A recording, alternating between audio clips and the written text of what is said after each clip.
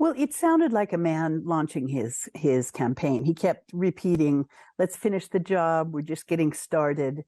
He talked a lot about what he had done, and it was quite impressive as you started thinking about, okay, the job market's the best it's been since 1969. The deficit's down. Inflation's coming under control. Democracy doesn't seem so threatened as it did 2 years ago.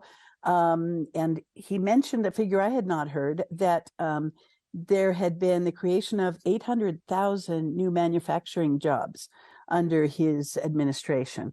But then he kept saying, we've got more to do. And he talked about expanding the Affordable Care Act, not letting it sundown, not giving it an expiration date, capping insulin prices for the whole population and allowing Medicare to negotiate prescription prices, and then of course his billionaire tax and more gun control, banning assault weapons. So it was an agenda for a new presidency, basically, that he was setting out.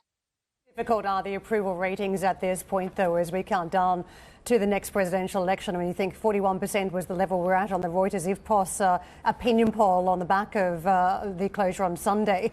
The presidency, though, if you look at the level of approval, 65% of Americans saying they believe the country is on the wrong track versus 58% a year ago. Is that a challenge for Biden if he has re-election hopes?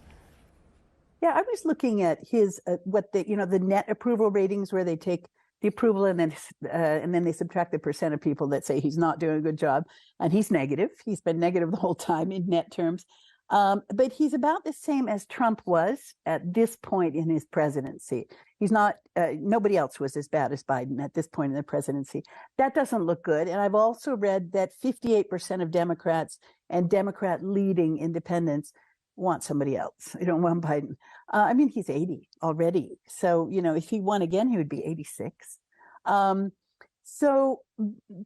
it was a good show in Congress. And the Democrats are definitely more united than the Republicans. The Republicans were really, kind of gave their own show with the heckling, and they're clearly divided on a lot of things. So depending on who his opponent is, the polls show that he would win against Trump, but I don't think Trump will probably be the candidate. So, although Americans won't vote against a good economy,